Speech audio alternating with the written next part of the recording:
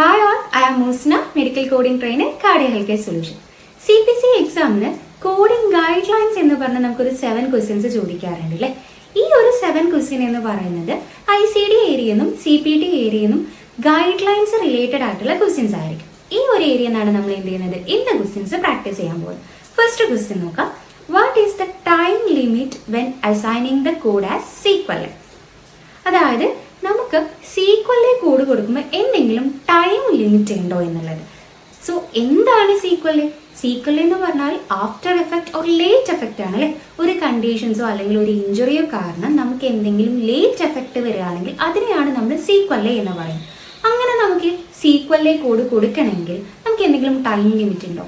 എന്താണ് correct answer?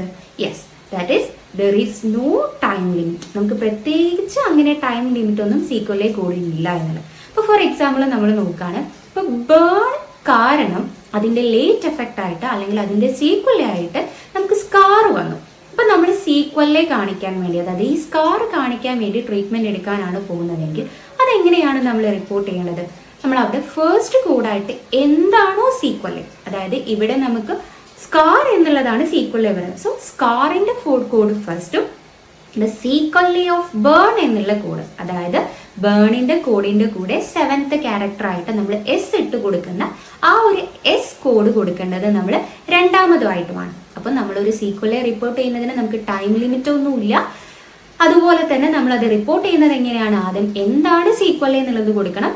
Next കോഡായിട്ട് ഇത് ഇന്നതിന്റെ സീക്വലെ ആണെന്ന് കാണിക്കുന്ന നമ്മൾ 7th ക്യാരക്ടർ എസ് വരുന്ന കോഡുമാണ് റിപ്പോർട്ട് ചെയ്യേണ്ടത്.